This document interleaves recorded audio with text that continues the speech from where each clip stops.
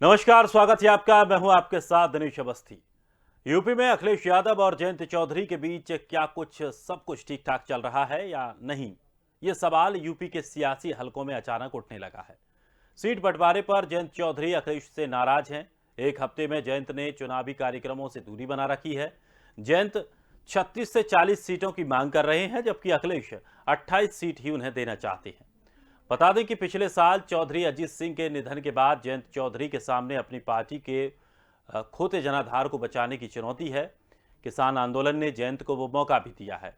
जयंत पिछले एक साल से जिस तरह आंदोलनकारियों के साथ खड़े रहे, उससे उन्हें खूब सहानुभूति मिली और अब जयंत को लगता है कि पश्चिमी यूपी में जाट, सिख और मुस्लिमों की लामबंदी के बदौलत आरएलडी फिर से अपनी खोई ताकत जुटा चुकी है और इसलिए जयंत अब इसका भरपूर फायदा उठाना चाहते हैं। वेस्ट यूपी के मेरठ, सहारनपुर, मुरादाबाद, बरेली, आगरा, अलीगढ़ के 6 मंडल में 26 जिले हैं जहां 136 विधानसभा सीटें हैं और इन सीटों पर जाटों का खासा प्रभाव है। तो वहीं निर्णायक भूमिका निभाते आए हैं। जयंत चौधरी की निगाहें इन्हीं सीटों पर हैं और वो चाहते थे कि इनमें से अधिकांश सीटों पर आरएलडी के उम्मीदवार ही चुनाव लड़ें, जबकि अखिलेश यादव इसके लिए राजी नहीं है। तो अब इनके बीच में ये जो दरार की खबरें आ रही हैं, इसमें कितनी सच्चाई है, ये जानना भी बेहद जरूरी है। और सबसे बड़ी बात यह है कि क्या वाकई सीटों को लेकर के सामंजस्य नहीं बन पा रहा है, और अगर सामंजस्य नहीं बनता है तो आने वाले समय में क्या कुछ स्थितियां खराब हो सकती हैं। और जिस तरह से समाजवादी पार्टी ने आरएलडी को साथ लिया था, तमाम अपने समीकरण सेट किए थे, क्या उन समीकरणों पर भी प्रभाव पड़ सकता है, खास करके पश्चिमी यूपी के लिए। जिस तरह से अखिलेश यादव थोड़ा सा आश्वस्त थे कि अगर आरएलडी के साथ वो जा रहे हैं तो कहीं ना कहीं उन्हें उसका लाभ मिलने वाला है, लेकिन अगर बात नहीं बनती है और इस तरह की अगर मनमुटाव चलते हैं, वो भी खासकर ठीक चुनाव से पहले, तो ये दिक्कतें समाजवादी पार्टी की बढ़ सकती हैं। तो वहीं दूसरी ओर अगर आरएलडी को लेकर चर्चा करें तो आरएलडी पर इसका कितना कुछ प्रभाव पड़ेगा, ये भी एक बड़ा विषय है।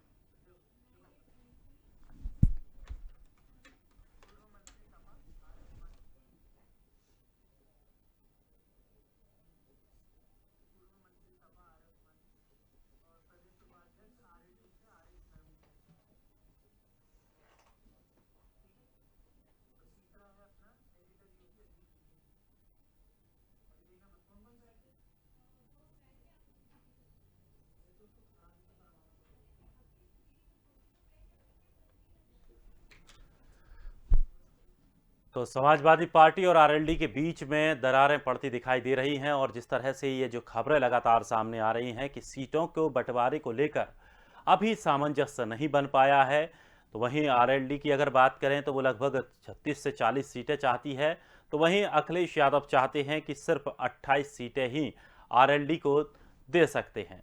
अब देखना ये होगा कि ये विवाद कितना बड़ा रूप ले सकता है और क्या कुछ इसमें डैमेज कंट्रोल भी किया जाएगा, ये भी देखने वाली बात होगी। क्या अखिलेश यादव आरएलडी की शर्तों के आगे झुकेंगे, जयंत चौधरी की शर्तों के आगे झुकेंगे, ये भी देखना एक बड़ा महत्वपूर्ण होगा।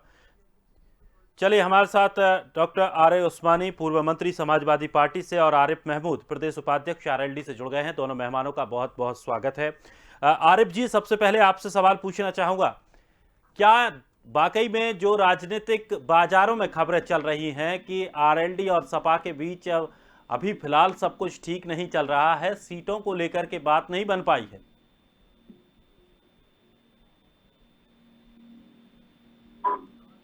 आरिफ जी, आप सुन पा रहे हैं? चलिए, आर ए उस्मानी हमारे साथ जुड़ गए हैं। उस्मानी साहब, क्या ये माना जाए कि ठीक चुनावों से पहले अभी स्थिति पूरी तरह से साफ नहीं हो पाई है? एक तरफ अखिलेश यादव कह रहे थे कि वो पश्चिमी उत्तर प्रदेश को लेकर पूरी तरह से आश्वस्त हैं, लेकिन अगर सीटों को लेकर बात नहीं बन पाएगी तो फिर कैसे काम चलेगा? देखिए, समाजवादी पार्टी जो है वो अपने सहयोगी दलों को बराबर का सम्मान देने का काम करती है। चाहे वो महान दल हो, चाहे सुहेलदेव राजभर समाज पार्टी हो, चाहे लोकदल हो, चाहे अपना दल कहरा गुट हो, तो इन सब लोगों से जो है निरंतर जो बात हुई है, बात होने के बाद सब कुछ फाइनलाइज हो गया है। अच्छा, एक्चुअल में क्या है कि अब उत्तर प्रदेश में जो है एक पूरा जनादेश बना जा रहा है कि सर्वजन समाज के लोग जो हैं, सारे जाति धर्मों के लोग, हिंदू मुसलमान सिख ईसाई ऊंच नीच अगड़ा पिछड़ा, सारे लोग जो है वो अखिलेश यादव को अगला मुख्यमंत्री मान चुके हैं। अब विरोधी दलों के पेट में दर्द हो रही है, तो वो लोग इस तरीके की अफवाहें फैलाने का काम करते हैं कि इनसे बात नहीं बन रही, उनसे बात बन रही नहीं बन रही है। समाजवादी तो फिर जयंत चौधरी रैलियों से दूर क्यों हैं? सवाल तो ये भी है, अगर बात सब कुछ सही है तो फिर दूरी क्यों? अभी देखिए, कोई चुनावी जो अधिसूचना नहीं जारी हुई है, अभी चुनावी रैलियां नहीं शुरू हुई है। अभी तो केवल जो है पार्टियां अपना अपना काम कर रही हैं और उसमें कोई संयुक्त रैली में सबको होना जरूरी है, ऐसा कोई प्रावधान नहीं है। अब जैसे ही आचार संहिता लागू होगी और अधिसूचना जारी होगी, चुनावी प्रक्रिया शुरू हो जाएगी, जितनी भी चुनावी रैलियां होंगी, हमारे जितने भी गठबंधन के दल हैं, छोटे छोटे दल हैं, जो उनके सबके राष्ट्रीय अध्यक्ष, उनके सबके नेता संयुक्त मीटिंगें करेंगे, संयुक्त रैलियां करेंगे। हम लोग लगातार, अभी समाजवादी पार्टी ने जो है अपने पूरे प्रदेश के जिला अध्यक्षों को निर्देश दिया, अपना दल ने दिया, महान दल ने दिया, लोक दल ने दिया कि 2 तारीख को 2 जनवरी 2022 को जिले स्तर पे सारे गठबंधन दलों के जिलाध्यक्षों की, उनके पदाधिकारियों की आपस में संयुक्त बैठक हो जाए। पूरे उत्तर प्रदेश के जनपदों में इसकी बैठकें हुई। उसके बाद निचले स्तर पे बैठकें शुरू हो गई, विधानसभा स्तर पे, ब्लॉक स्तर पे बैठकें शुरू हो गई और आपस में बहुत अच्छा तालमेल और सामंजस्य बना हुआ है। अब इसमें कोई इस पट की बात नहीं है। अब लोगों को अब पेट में दर्द नहीं होना चाहिए। तो ये मान लें कि समाजवादी पार्टी 40 सीटें दे रही है आरएलडी को। देखिए, समाजवादी पार्टी जो है वो अपने घटक दलों के साथ और उनका सम्मान, पूरा सम्मान किया जाएगा। किसी भी घटक दल को ये नहीं महसूस होगा कि वो छोटा है या बड़ा है या आगे अगड़ा है या पिछड़ा है। सारे लोगों को बराबर का सम्मान माननीय राष्ट्रपति जी दे रहे हैं। चलिए, आप देख रहे हैं लगातार केशव देव मौर्य हैं और आपके ओम प्रकाश राजभर जी हैं, लगातार रैलियां कर करके, लगातार जयंत जी रैलियां कर करके, लगातार इनकी स्पीचेस सुनिए ना, स्पीचेस सुनिए, देखिए, चलाइए उसको, वीडियो चलाइए उनके, उसमें सीधे कह रहे हैं कि ये दल जो है वो माननीय मुख्यमंत्री अखिलेश यादव जी को उत्तर प्रदेश का दोबारा मुख्यमंत्री बनाने के लिए संघर्ष कर रहे हैं। ये एक्सेप्टेंस है, ये सबका सम्मान है, सबने एक्सेप्ट कर लिया है। और सीटों का बंटवारा तो छोटी चीज है। जब दिल मिल गए हैं तो दल भी मिले हैं, दल भी मिले हैं तो सीटें भी मिले हैं और सब भारी पैमाने पे जीत रहे हैं। पूरे उत्तर प्रदेश में लहर आई हुई है घटक दलों की। बिल्कुल, और उम्मीद आरएलडी को भी है कि दिल मिले रहें और आपसी दिल बने रहें, दलदल ना हो। अगर दलदल हो जाएगा तो दिक्कत हो जाएगी। आरिफ महमूद जी भी हमारे साथ जुड़ गए हैं। उस्मानी जी, आरिफ महमूद जी हमारे साथ जुड़ गए हैं, प्रदेश उपाध्यक्ष आरएलडी से। बहुत बहुत स्वागत है आरिफ जी। सीटों को लेकर के जो खबरें चल रही हैं उसमें कितनी सत्यता है? क्या वाकई आरएलडी जितनी सीटें चाहता है समाजवादी पार्टी उतनी सीटें नहीं दे रही है और यही वजह है कि अभी कुछ थोड़ी सी दूरी बन गई है दोनों दलों के बीच? देखिए अवस्थी जी, ऐसा कुछ नहीं है। जो राष्ट्रीय लोकदल सीटें चाह रहा है वो गठबंधन में हमें मिल रही हैं। 1-2 सीटों पर हमारा कोई पेच नहीं फंसा हुआ है या हमारी कोई उनसे दूरियां 1-2 सीटों पर नहीं है। वो भी बैठ करके माननीय जयंत चौधरी जी और माननीय अखिलेश जी दोनों बैठ करके वो भी सीटें क्लियर हो जाएगी। कोई हम लोगों में मतभेद नहीं है। राष्ट्रीय लोकदल और समाजवादी पार्टी दोनों मिल करके चुनाव लड़ रहे हैं। और हमारे नेता का तो ये कहना है, उनसे अगर प्रेस के भी कोई पूछते हैं कि आप कितनी सीटों पर लड़ रहे हैं, तो उनका कहना ये है कि मैं तो 403 सीटों पर लड़ रहा हूँ चुनाव। और हम जितने गठबंधन में हम सब लोग हैं, हम सब लोग मिल करके 403 सीटों पर लड़ रहे हैं।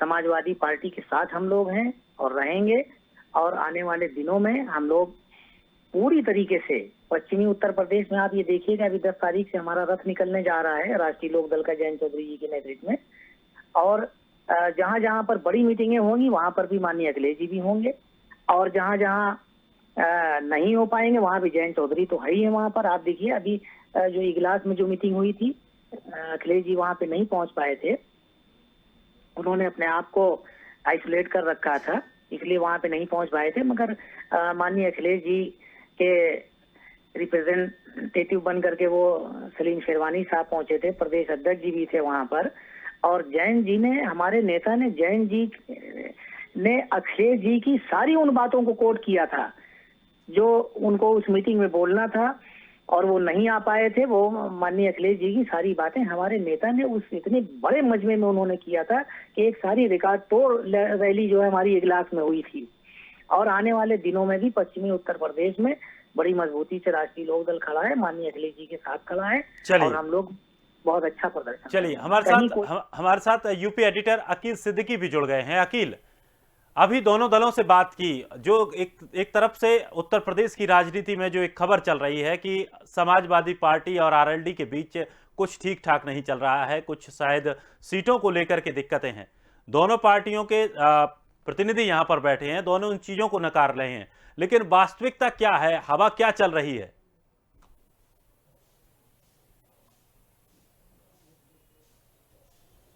दिनेश, देखिए 2022 का चुनाव जैसे जैसे करीब आता जा रहा है वैसे वैसे कहीं ना कहीं चर्चाओं का विषय बहुत तेज होता जा रहा है। हालांकि आरोप प्रत्यारोप लगाना मन से लेकर उसके बाद कहीं ना कहीं उन सीटों को लेकर भी चर्चा का विषय राजनीतिक गलियारों में बहुत तेजी से हलचल मच रही है कि आरएलडी और समाजवादी पार्टी का गठबंधन होने के बाद सीटों को लेकर पेच फंसी हुई है, नहीं हो पा रहा, कोई उनके मंच साझा करते हुए सपा और आरएलडी एक साथ नहीं आ रहे हैं। हालांकि केवल ये चर्चा का विषय ही बना हुआ है राजनीतिक गलियारों में। अभी देखिए, चाहे वो आर्य उस्मानी जी हो समाजवादी पार्टी से, आरिफ जी हो उपाध्यक्ष आरएलडी के, दोनों लोगों ने साफ तस्वीर को साफ कर दिया, क्लियर कर दिया है कि हमारे दोनों दलों ने गठबंधन किया और सीट को लेकर कोई पेच अब नहीं फंसा है। अब वो चाहे मुजफ्फरनगर की सीट हो, चाहे मेरठ की हो, हाथरस की हो, संभल की हो, उसके आगे आए हम आगरा आ जाए, संभल आगरा आ जाए, मैनपुरी आ जाए या सफाई आ जाए, जहां पर समाजवादी पार्टी का गढ़ है, इन सभी सीटों को लेकर अखिलेश यादव और जयंत चौधरी के बीच में पहले ही तय हो चुका था। हालांकि है क्या कि पश्चिमी यूपी में सबसे पहले चुनाव होता है, मतदान होता है, उसी के रुख कहीं ना कहीं आगे तय करता है, चाहे वो अवध क्षेत्र में चुनाव हो या चाहे पूर्वांचल में हो, उसकी लहर कहीं ना कहीं पूर्वांचल की बहुत तेजी से चलती है। तो ऐसे में अब आरोप प्रत्यारोप दोनों दूसरे दलों के गठबंधन को लेकर ये तमाम चीजें जो बातें हैं ये चलती रहेगी। हालांकि अब तस्वीर साफ वही कर पाएंगे जिनके बीच में गठबंधन हुआ है, जैसे आरएलडी और समाजवादी पार्टी ने अभी हमारे स्क्रीन पे दोनों लोगों ने कहा कि ऐसा कोई पेच किसी भी सीट को लेकर नहीं फंसा हुआ है। हालांकि सीट एक आध सीटों पे लेकर फंसता भी है तो उसको लेकर बड़े नेता इनके नेतृत्व जो कर रहे हैं अखिलेश यादव और जयंत चौधरी, वो उस पर आपसी सहमति पर वो कहीं ना कहीं सीट पे बंटवारा हो जाएगा। अन्यथा नहीं होता तो नुकसान समाजवादी पार्टी को ही होगा, ये भी सही बात है, क्योंकि पश्चिमी यूपी में अमित शाह को बीजेपी का प्रभारी बनाया गया है, देश के गृह मंत्री हैं, उनको भी पता है जिस तरह वहां पर जाट और किसान नाराज रहे हैं, जिन कृषि कानून को लेकर उसको वापस लेना और उसके बाद आंदोलन खत्म कराना, किसानों को सबसे ज्यादा योजनाओं का लाभ पहुंचाना, कहीं ना कहीं बीजेपी ने पूरी ताकत पश्चिमी यूपी में झोंकी है। अब जिस तरह से समाजवादी पार्टी का और आरएलडी का जिस तरह गठबंधन हुआ, उन सीटों पर अगर कहीं आपसी सहमति किन्हीं सीटों पे नहीं बनती है और वाकई अगर अलग होते हैं तो नुकसान सीधे समाजवादी पार्टी का होगा। इसलिए समाजवादी पार्टी अखिलेश यादव को इस बात का अंदाजा बहुत बाखूबी है कि हमको गठबंधन करना और सीटों पर आपसी सहमति बनानी है। तो इसलिए वो बहुत ज्यादा फोकस नहीं कर पा रहे हैं, क्योंकि गठबंधन हो गया है। जिन सीटों पर जैसे अभी आरिफ जी ने कहा कि जहां पर प्रदेश अखिलेश यादव नहीं पहुंच पा रहे, वहां प्रदेश अध्यक्ष समाजवादी पार्टी के पहुंच रहे हैं, जहां समाजवादी पार्टी का मंच लग रहा है वहां आरएलडी के नेता पहुंच रहे हैं, जहां बड़े नेताओं को शामिल, क्योंकि उत्तर प्रदेश बहुत बड़ा राज्य है। तो ऐसे में अब जैसे अखिलेश यादव ने विजय रथ यात्रा निकाला, पूर्वांचल हो, अवध हो या बुंदेलखंड हो, वहां पर उनका जाना हो रहा है। तो ऐसे में कहीं ना कहीं कई ऐसे मंच लगते हैं जहां पर आपसी मंच साझा नहीं हो पाता है, तो वहां के जो नीचे जो पार्टी के दल के जो लोग हैं वो जाकर मंच को साझा करते नजर आ रहा है। हालांकि चर्चा का विषय इसलिए क्योंकि ये बढ़ता जा रहा है कि पश्चिमी यूपी पे पूरी तरीके से फोकस भारतीय जनता पार्टी और समाजवादी पार्टी का है। तो ऐसे में कहीं ना कहीं रूम अफवाह की भी जो कहानी है वो भी चलती रहती है, उसको तस्वीर को साफ करने का काम आरएलडी और समाजवादी पार्टी का है। ऐसे में माना जा सकता है कि बहुत ज्यादा मजबूती से अखिलेश यादव पश्चिमी यूपी पे अपनी गठबंधन करने के बाद उन सीटों को जीतने की कोशिश कर रहे हैं, जिससे कहीं ना कहीं सत्ता में आए। अब रहेगी जो मैनपुरी या सफाई या इटावा, जहां पर जहां समाजवादी पार्टी का गढ़ है, वहां पर चाचा शिवपाल नाराज से, चाहे फिरोजाबाद से हो, चाहे आगरा की सीटों हो या नगीना की सीटें हो, तो उन सीटों पर भी चाचा से वो खुद जाके छोटे होके खुद उन्होंने आशीर्वाद दिया। तस्वीर साफ हुई।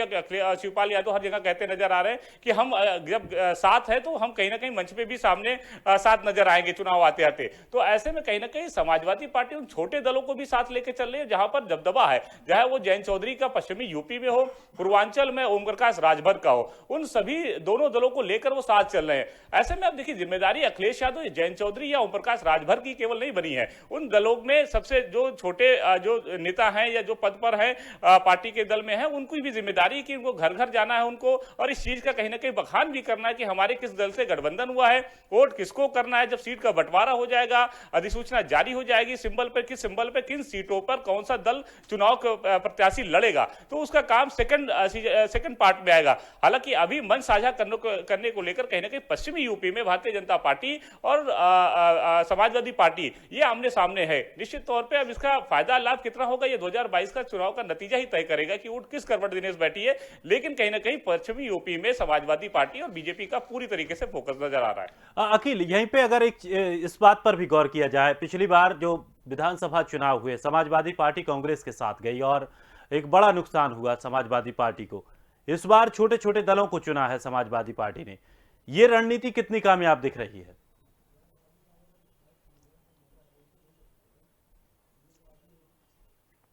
देखिए ये फायदेमंद हो सकता है, इसलिए हो सकता है कि बहुजन समाज जब कांग्रेस से गठबंधन समाजवादी पार्टी का हुआ तो समाजवादी पार्टी उत्तर प्रदेश में बहुमत में थी, सत्ता में थी।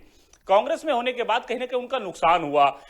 उसकी एक कमियां ये भी रही है, बहुत बड़ी कमी समाजवादी पार्टी की रही। इस बात को समाजवादी पार्टी के नेता और कार्यकर्ता ये मानते हैं कि हमने जो सरकार में रहते काम किया उसका बखान हम जनता के बीच में ले जाके बूथ स्तर के कार्यकर्ताओं ने नहीं किया। उसका नतीजा ये रहा कहीं ना कहीं हम सत्ता से बाहर हुए। कुछ घरे जो शिवपाल सिंह यादव से लड़ाई हुई उसके कार्यकर्ता अलग हुए, उसका भी नुकसान, उस पर इफेक्ट पड़ा।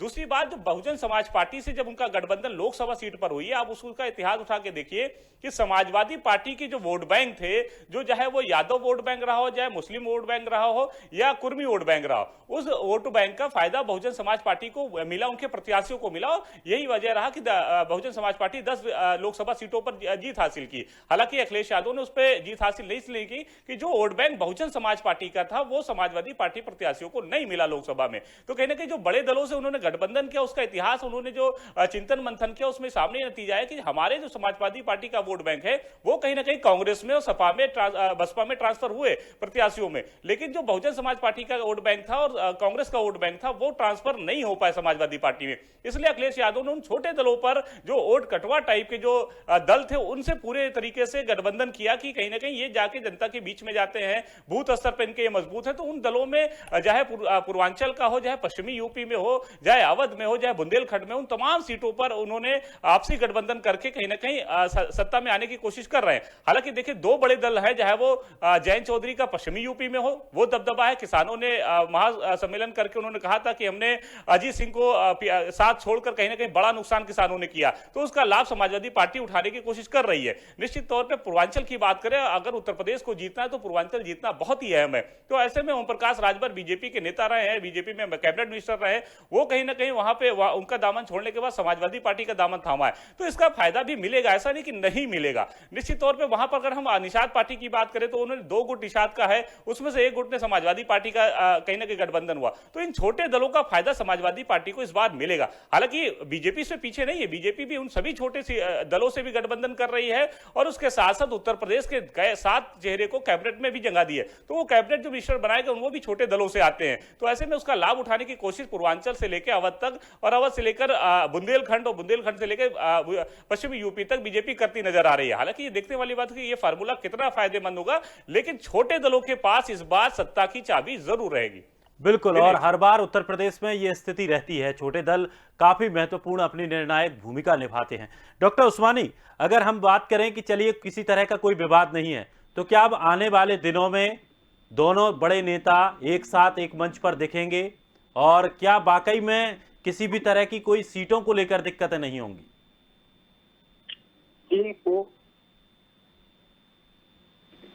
क्योंकि जो हमारे राष्ट्रीय अध्यक्ष माननीय अखिलेश यादव, उनका साफ मानना है कि आज उत्तर प्रदेश की जनता जो है वो महंगाई से त्रस्त है, किसान परेशान है, किसानों का गन्ने का भुगतान नहीं हो रहा है, फसलों का दाम नहीं मिल रहा है, गया किसान का धान लूटा जा रहा है। तो पूरे प्रदेश की जनता को निजात दिलाने के लिए उन्होंने साथी दलों से गठबंधन किया है, साथी दलों की भावनाओं का आदर किया है, साथी दलों के साथ मिलकर के जब भी चुनावी रैलियां शुरू होंगी, आचार संहिता लागू होगी, चुनावी रैलियां शुरू होंगी, उन चुनावी रैलियों में आपको सभी जो हमारे घटक दल हैं, बड़े बड़े जो आपके, चाहे वो राजभर ओम प्रकाश राजभर जी का दल हो, चाहे आपका माननीय श्री जयंत चौधरी जी का हो, ये सारे नेता जो है पूरे साथ में संयुक्त रैलियां करेंगे।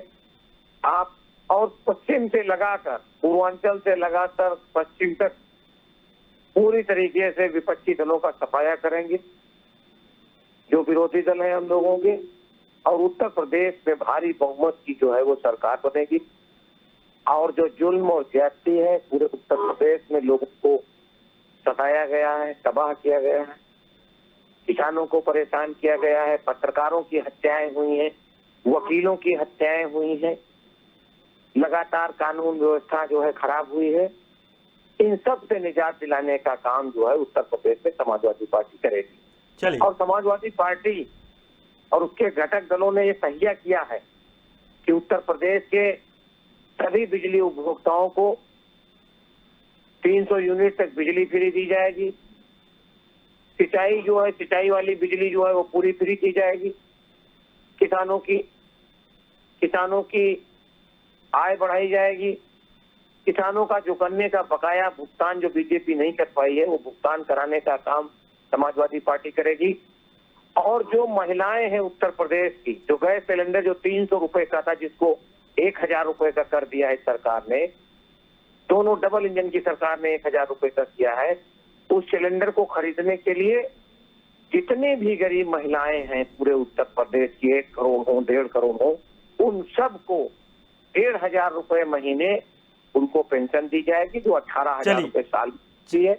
चलिए, इस तरीके से लोगों को इस महंगाई से निजात दिलाई जाएगी। बिल्कुल, ये मुद्दे रहेंगे और इन मुद्दों को जनता के बीच लेकर जाना है और यही पार्टियों का काम है। अभी इस समय जो लोग जा रहे हैं, पार्टियों के लोग जा रहे हैं, बड़े बड़े नेता जा रहे हैं, जनता के बीच अपनी अपनी उपलब्धियां लेकर जा रहे हैं। आरिफ जी, आपसे एक कमेंट आपसे और चाहूंगा कि क्या अब चूंकि अगर जयंत चौधरी की बात करें तो किसान आंदोलन जो हुआ उसमें एक अच्छी उनकी भूमिका रही, वो लगातार उससे जुड़े रहे, उसको लेकर वो खड़े रहे।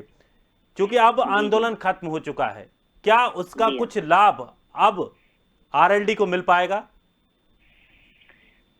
देखिए अवस्थी जी, आरएलडी पश्चिमी उत्तर प्रदेश के अंदर हर ब्रजवासी के दिलों में जयंत चौधरी बसते हैं और आने वाले दिनों में आप देखिएगा वहां पे जितनी भी कम्युनिटी के लोग हैं, जो भारतीय जनता पार्टी ने वहां पे लोगों को आपस में बांट रखा था, आज वो जयंत चौधरी जी के नेतृत्व में एकजुट हैं। वो चाहे किसान हो, नौजवान हो, बेरोजगार हो, और जो बेचारे वहां पे मजलूम हैं, सबके साथ हमारा नेता खड़ा हुआ है। और पश्चिमी उत्तर प्रदेश में भारतीय जनता पार्टी की दाल गलने वाली नहीं है। आप इसी से अंदाजा लगा सकते हैं कि आप देखिए, देश का इतना बड़ा गृह मंत्री, इतना बड़ा नेता जो अपने आप को बिल्कुल वो सिकंदर से कम अपने आप को नहीं आंकता, आज वो पूरा हिंदुस्तान छोड़ करके पश्चिमी उत्तर प्रदेश का प्रभारी बन करके आ गया, फिर भी उनकी दाल वहां पे नहीं गल पा रही है। आप ये देखिए, अभी मेरठ में मोदी जी गए हुए थे, न जाने कहाँ कहाँ के स्कूलों के बच्चों को बुला करके भूखा मारा बच्चों को वहां पर। मैंने वो यूट्यूब पर सब देखा उन लोगों को, तमाम बेचारी छोटी छोटी लड़कियां और लड़के सब ये कह रहे थे मुझे झूठ बोल करके बुलाया गया और सुबह से नाश्ता नहीं दिया गया, पानी नहीं दिया गया। इन्हें कोई जनता नहीं मिल रही है कि अपनी बात ये जनता के बीच में जाकर के कह पाए भारतीय जनता पार्टी के लोग, चाहे वो मोदी जी हो चाहे योगी जी हो।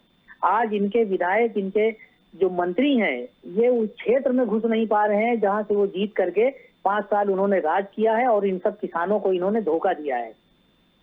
आज आप देखिए, आने वाले दिनों में पश्चिमी उत्तर प्रदेश में मैं निश्चित कह रहा हूँ कि अभी आप आचार संहिता आने दीजिए, जयंत चौधरी जी और माननीय अखिलेश जी दोनों एक मंच पर रहेंगे, एक प्लेटफॉर्म पर रहेंगे, और पूर्वी उत्तर प्रदेश में भी हमारे नेता माननीय जयंत चौधरी जी अखिलेश जी के साथ मंच पर दिखेंगे। चलिए, ऐसा बहुत नहीं है, कोई बहुत बहुत मतभेद। शुभकामनाएं हैं आपको, आपकी इसी तरह की दोस्ती जो शुरू हुई है वो बनी रहे, क्योंकि अक्सर देखा जाता है कि सीटों को लेकर के या कुछ महत्वपूर्ण सीटों को लेकर के ऐसे विवाद हो जाते हैं कि काम बिगड़ जाता है। बहुत बहुत शुक्रिया डॉक्टर आरिफ उस्मानी जी, आरिफ महमूद जी हमारे साथ जुड़ने के लिए, अकील हमारे साथ जुड़ने के लिए बहुत बहुत शुक्रिया।